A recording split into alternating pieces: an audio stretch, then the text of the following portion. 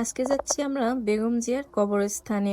ভিডিওটা যদিও বা বেশ কয়েকদিন আগের, আমি ফুল ভিডিও করে রেখেছিলাম। এটা নিয়ে আমি একটা বড় ভিডিও বানানোর জন্য, তো অলসতার কারণে করাই হয় না। তো ফাইনালি আজকে নিয়ে চলে আসছি ফুল ভিডিও। হ্যালো এভরিওয়ান, আসসালামু আলাইকুম। সবার কি অবস্থা, কেমন আছেন? আশা করি আপনারা অনেক ভালো আছেন। আপনাদের দোয়া ভালোবাসায় আমরা অনেক ভালো আছি। আমরা যেদিনকে ঘোরার উদ্দেশ্যে বের হই ওই দিনকে কিন্তু প্রচন্ড কুয়াশা ছিল, আর চারিপাশটা ছিল একদমই অন্ধকার। তারপরেও আমরা চলে আসি ঠান্ডার ভিতরে ঘোরাঘুরি করতে। জিয়া উদ্যান কিন্তু আমার বাসার খুবই নিকটে, তারপরও আমার যাওয়া হয় না, মানে ওই যে অলসতার কারণে বাহিরে বের হওয়া হয় না। আর এই দিকেই তো দেখা হয়ে গেল একটা কিউট বাচ্চার সঙ্গে। সে হচ্ছে কি যেন একটা খেতে ব্যস্ত ছিল, আর আমার গুড্ডু তো তাকে আদর করা নিয়ে অনেক ব্যস্ত হয়ে পড়ছিল। মজার বিষয় হচ্ছে এখানে অনেক বড় একটা দল আসতেছিল, রাজনৈতিক দল। সেখানে গুড্ডুর হাত ধরে নিয়ে যাচ্ছিল আর বলতেছিল, তুমি চলো আমাদের সবার সামনে সামনে। কিন্তু আমি যেতে দিই না, অনেক বেশি ভিড়, ছোট মানুষ, সে ভয়ও পাবে, আবার জোরে জোরে হাঁটতেও পারবে না এজন্য।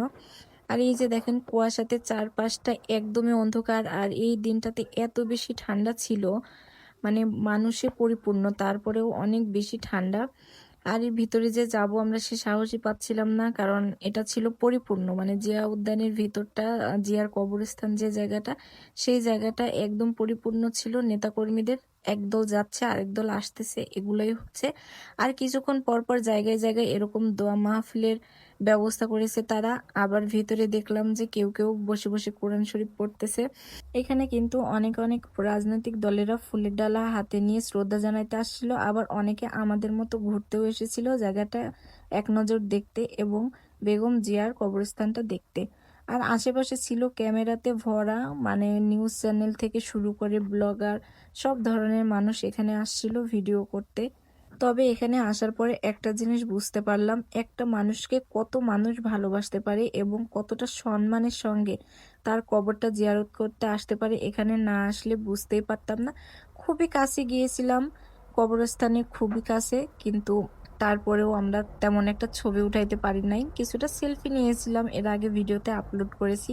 আর এখানে গুড্ডু তো দেখতে ব্যস্ত ছিল, ভিতরে কি আছে সে দেখবে, এজন্য তাকে আমি উঁচু করে ধরে রাখতেছিলাম যে যেন সে দেখতে পারে।